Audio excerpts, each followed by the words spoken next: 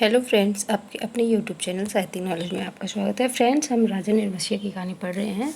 उसका चौथा भाग आज हम पढ़ते हैं। तीसरे भाग में हमने पढ़ रखा था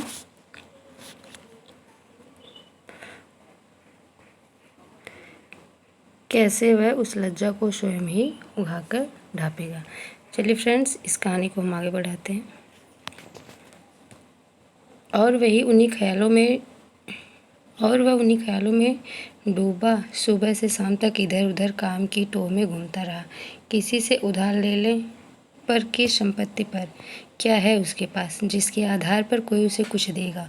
और मोहल्ले के लोग तो एक एक पाई पर जान देते हैं। कोई चीज़ खरीदते वक्त भाव में एक पैसा कम मिलने पर मीलों पैदल जाकर एक पैसा बचाते हैं। एक एक पैसे की मसाले की पुड़िया बंधवाकर 11 मरतबा पैसों का हिसाब जोड़कर एक आध पैसा उधार कर मिन्नतें करते सौदा घर लाते हैं। गली में कोई खोंचे वाला फंस गया तो 2 पैसे की चीज़ को लड़ झगड़ कर 4 दाने ज़्यादा पानी की नीयत से 2 जगह बंधवाते हैं। जरा के भाव से फ़र्क पर घंटों बहस करते हैं। शाम को सड़ी गली तरकारियों को किफ़ायत के कारण लाते हैं। ऐसे लोगों से किस मुँह से मांग कर वह उनकी गरीबी के एहसास पर ठोकर लगाए। पर उस दिन शाम को जब घर वह सुबह पहुंचा तो बरोठे में ही एक साइकिल रखी नजर आई। दिमाग पर बहुत जोर डालने के बाद भी वह आगंतुक की कल्पना न कर पाया। भीतर वाले दरवाजे पर जब पहुंचा तो सहसा हंसी की आवाज़ सुनकर ठिठक गया।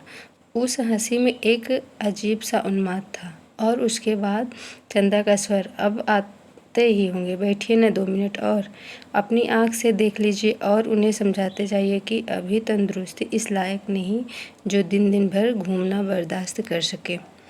हाँ भाई, कमजोरी इतनी जल्दी नहीं मिट सकती। ख्याल नहीं करेंगे तो नुकसान उठाएंगे। कोई पुरुष स्वर था यह। जगपति असमंजस में पड़ गया। वह एकदम भीतर घुस जाए इसमें क्या हर्ज है। पर जब उसने पैर उठाए तो वे बाहर जा रहे थे। बाहर बरोठे में साइकिल को पकड़ते ही उसे सूझ आई। वहीं से जैसे अनजान बनता बड़े प्रयत्न से आवाज़ को खोलता चिल्लाया, अरे चंदा, यह साइकिल किसकी है? कौन मेहरबान? चंदा उसकी आवाज़ सुनकर कमरे से बाहर निकलकर जैसे खुशखबरी सुना रही थी। अपने कंपाउंडर साहब आए हैं। खोजते खोजते आज घर का पता पाए हैं। तुम्हारे इंतजार में बैठे हैं। कौन? बच्चन सिंह? अच्छा अच्छा, वही तो मैं कहूँ भला कौन, कहता जगपति पास पहुँचा और बातों में इस तरह उलझ गया जैसे सारी परिस्थिति उसने स्वीकार कर ली हो। बच्चन सिंह जब फिर आने की बात कहकर चला गया तो चंदा ने बहुत अपनेपन से जगपति के सामने बात शुरू की। जाने कैसे कैसे आदमी होते हैं, जाने क्या क्या, क्यों, क्या हुआ, कैसे होते हैं आदमी? जगपति ने पूछा। इतनी छोटी जान पहचान में तुम मर्दों के घर में न रहते घुस कर बैठ सकते हो? तुम तो उल्टे पैरों लौट आओगे, चंदा कहकर जगपति के मुंह पर कुछ इच्छित प्रतिक्रिया देख सकने के लिए गहरी निगाहों से ताकने लगी। जगपति ने चंदा की ओर ऐसे देखा जैसे यह बात भी कहने की या पूछने की है। फिर बोला, बच्चन सिंह अपनी तरह का आदमी है, अपनी तरह का अकेला होगा। पर कहते कहते चंदा रुक गई। आड़े वक्त काम आने वाला आदमी है, लेकिन उससे फ़ायदा उठा सकना जितना आसान है उतना मेरा मतलब है कि जिससे कुछ लिया जाएगा उसे दिया भी जाएगा। जगपति ने आंखें दीवार पर गड़ाते हुए कहा और चंदा उठकर चली गई। उस दिन के बाद बच्चन सिंह लगभग रोज ही आने जाने लगा। जगपति उसके साथ इधर उधर घूमता भी रहता। बच्चन सिंह के साथ वह जब तक रहता अजीब सी घुटन उसके दिल को बांध लेती और तभी जीवन की तमाम विषमताएं भी उसकी निगाहों के सामने उभरने लगती। आखिर वह स्वयं एक आदमी है, बेकार। यह माना कि उसके सामने पेट पालने की कोई इतनी विकराल समस्या नहीं। वह भूखों नहीं मर रहा है, जाड़े में काँप नहीं रहा है, पर उसके 2 हाथ पैर हैं, शरीर का पिंजरा है जो कुछ मांगता है कुछ और वह सोचता है। यह कुछ क्या है? कुछ शायद, हाँ शायद नहीं। वह तो दुख में भी जी सकने का आदी है, अभावों में जीवित रह सकने वाला आश्चर्यजनक कीड़ा है। अभावों में जीवित रह सकने वाला आश्चर्यजनक कीड़ा है। तो फिर वासना, शायद हाँ शायद नहीं। चंदा का शरीर लेकर उसने उस क्षणिकता को भी देखा है। तो फिर धन शायद हाँ शायद नहीं। उसने धन के लिए अपने को खपाया है, पर वह भी तो उस अदृश्य प्यास को बुझा नहीं पाया। तो फिर तो क्या, वह कुछ क्या, जो उसकी आत्मा में नासूर सा रिश्ता रहता है, अपना उपचार मांगता है। शायद काम, हाँ यही, बिल्कुल यही, जो उसके जीवन की घड़ियों को निपट सूना न छोड़े, जिसमें वह अपनी शक्ति लगा सके, अपना मन डुबो सके, अपने को सार्थक अनुभव कर सके, चाहे उसमें सुख हो या दुख, रक्षा हो या सुरक्षा, शोषण हो या पोषण। उसे सिर्फ काम चाहिए, करने के लिए कुछ चाहिए। यही तो उसकी प्रकृति आवश्यकता है, पहली और आखिरी मांग है। क्योंकि वह उस घर में नहीं पैदा हुआ जहाँ सिर्फ जवान हिलाकर शासन करने वाले होते हैं। वह उस घर में भी नहीं पैदा हुआ जहाँ सिर्फ मांग कर जीने वाले होते हैं। वह उस घर का है जो सिर्फ काम करना जानता है, काम ही जिसकी आस है, सिर्फ काम चाहता है, काम। और एक दिन उसकी काम धाम की समस्या भी हल हो गई। तालाब वाले ऊंचे मैदान के दक्षिण और जगपति की लकड़ी की टाल खुल गई, बोर्ड तक टंग गया। टाल की जमीन पर लक्ष्मी पूजन भी हो गया और हवन भी हुआ। लकड़ी को कोई कमी नहीं थी। गांव से आने वाले गाड़ियों और कारोबारों में पैरे हुए आदमियों की मदद से मोल तोल करवा के वहां गिरवा दिया गया। गांठें एक ओर रखी गई, चैलों का चट्टा करीने से लग गया और गुद्दे चीरने के लिए डाल दिए गए। 2-3 गाड़ियों का सौदा करके टाल चालू कर दी गई। भविष्य में स्वयं पेड़ खरीदकर काटने का तय किया गया। बड़ी बड़ी स्कीमें बनी कि किस तरह जलाने की लकड़ी से बढ़ाते बढ़ाते एक दिन इमारती लकड़ी की कोठी बनेगी, चीरने की नई मशीन लगेगी। कारोबार बढ़ जाने पर बच्चन सिंह भी नौकरी छोड़कर उसी में लग जाएगा और उसने महसूस किया कि वह काम में लग गया है। अब 24 घंटे उसके सामने काम है, उसके समय का उपयोग है। दिन भर में वह 1 घंटे के लिए किसी का मित्र हो सकता है, कुछ देर के लिए वह पति हो सकता है, पर बाकी समय, दिन और रात के बाकी घंटे, उन घंटों के अभाव को सिर्फ उनका अपना काम ही भर सकता है। और वह कामदार तो था, लेकिन जब टाल की उस ऊंची जमीन पर पड़े छप्पर के नीचे तख्त पर वह गल्ला रखकर बैठता, सामने लगे लकड़ियों के ढेर, कटे हुए पेड़ के तने, जड़ों को लुढ़का हुआ देखता, तो एक निरीहता बरबस उसके दिल को बांधने लगती। उसने लगातार एक व्यर्थ पिशाच का शरीर टुकड़े टुकड़े करके उसके सामने डाल दिया गया।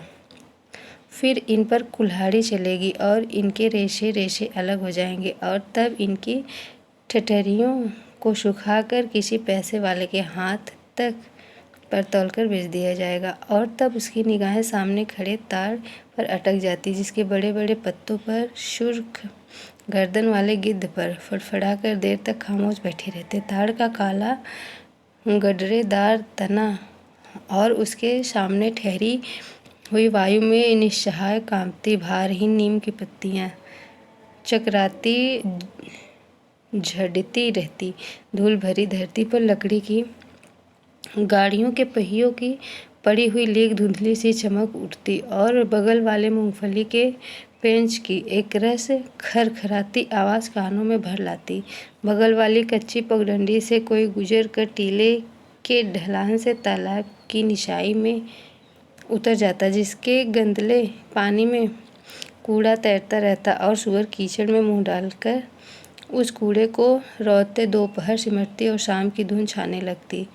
तो वह लालटेन जलाकर छप्पर के खंभे की कील में टांग देता और उसके थोड़ी देर बाद अस्पताल वाली सड़क से बच्चन सिंह एक काले धब्बे की तरह आता दिखाई पड़ता। गहरे पड़ते अंधेरे में उसका आकार धीरे धीरे बढ़ता जाता और जगपति के सामने जब वो आकर खड़ा होता तो वह उसे बहुत विशाल सा लगने लगता, जिसके सामने उसे अपना अस्तित्व डूबता महसूस होता। एकाध बिक्री की बातें होती और तब दोनों घर की ओर चल देते। घर पहुंचकर बच्चन सिंह कुछ देर जरूर रुकता, बैठता, इधर उधर की बातें करता। कभी मौका पड़ जाता तो जगपति और बच्चन सिंह की थाली भी लग जाती। चंदा सामने बैठकर दोनों को खिलाती। बच्चन सिंह बोलता जाता, क्या तरकारी बनी है? मसाला ऐसा पड़ा है कि उसकी भी बहार है और तरकारी का स्वाद भी न मरा। होटलों में या तो मसाला ही मसाला रहेगा या सिर्फ तरकारी ही तरकारी। वाह वाह, क्या बात है अंदाज की। और चंदा बीच बीच में टोक कर बोलती जाती, इन्हें तो जब तक दाल में प्याज का भुना घी न मिले तब तक पेट ही नहीं भरता। यह सिरका अगर इन्हें मिल जाए तो समझो सब कुछ मिल गया। पहले कुछ सिरका न जाने कैसा लगता था, पर अब ऐसा जबान पर चढ़ा है कि यह इन्हें कागज़ की पतली रोटी पसंद ही नहीं आती थी। अब मुझसे कोई पतली रोटी बनाने को कहे तो बनती ही नहीं, आदत पड़ गई है और फिर मन ही नहीं करता। पर चंदा की आंखें बच्चन सिंह की थाली पर ही जमी रहती। रोटी निपटी तो रोटी परोस दी, दाल खत्म हुई तो भी एक चमचा और परोस दी और जगपति सिर झुकाए खाता रहता। सिर्फ एक गिलास पानी मांगता और चंदा चौंक कर पानी देने से पहले कहती, अरे तुमने तो कुछ लिया भी नहीं। कहते कहते वह पानी दे देती और तब उसके दिल पर गहरी चोट सी लगती। न जाने क्यों वह खामोशी की चोट उसे बड़ी पीड़ा दे जाती, पर वह अपने को समझा लेती, कोई मेहमान तो नहीं है, मांग सकते थे, भूखे नहीं होंगे। जगपति खाना खाकर टाल पर लेटने चला जाता, क्योंकि अभी तक कोई चौकीदार नहीं मिला था। छप्पर के नीचे तख्त पर जब वह लेटता तो अनायास ही उसका दिल भर भर आता। पता नहीं कौन कौन से दर्द एक दूसरे से मिलकर तरह तरह की टीस, चटक और ऐंठन पैदा करने लगते। कोई एक रग दुखती तो वह सहलाता भी। जब सभी नसें चटकती हों तो कहाँ कहाँ राहत का अकेला हाथ सहलाए।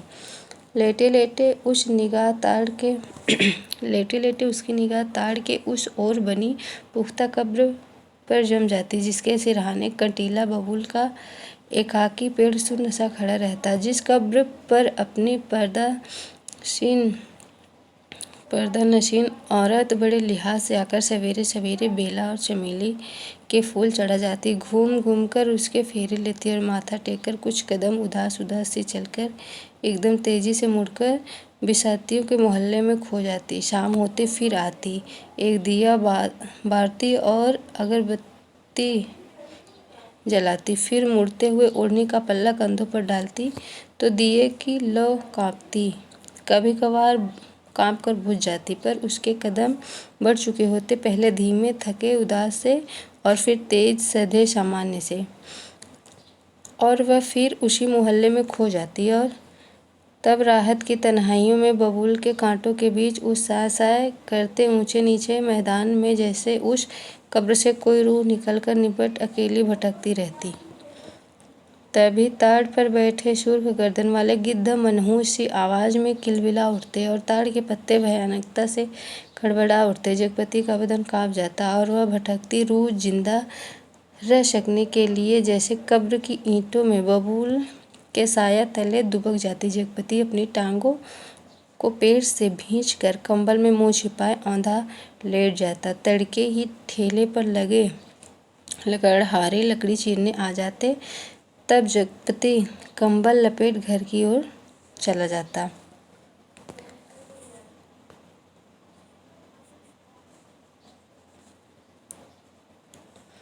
राजा रोज सवेरे टहलने जाते थे, माँ सुनाया करती थी। एक दिन जैसे ही महल के बाहर निकल कर आए कि सड़क पर झाड़ू लगाने वाली मेहतरानी उन्हें देखते ही अपना झाड़ू पंजा पटक कर माथा पीटने लगी और कहने लगी, हाय राम, आज राजा ने बशिया का मुँह देखा है। न जाने रोटी भी नसीब होगी कि नहीं, न जाने कौन से विपद टूट पड़े। राजा को इतना दुख हुआ कि उल्टे पैरों महल को लौट गए। मंत्री को हुक्म दिया कि उस मेहतरानी का घर अनाज से भर दें और शब राशि उतार राजा उसी क्षण जंगल की ओर चले गए। उसी रात रानी को सपना आया कि कल की रात तेरी मनोकामना पूरी होने वाली है।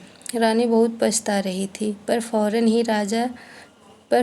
ही रानी राजा को खोजती खोजती उस सराय में पहुंची जहां वह टिके हुए थे। रानी वेश बदलकर सेवा करने वाली भटियारिन बनकर राजा के पास रात में पहुंची, रात भर के लिए उनके साथ रही और सुबह राजा के जागने से पहले सराय छोड़ महल में लौट गई।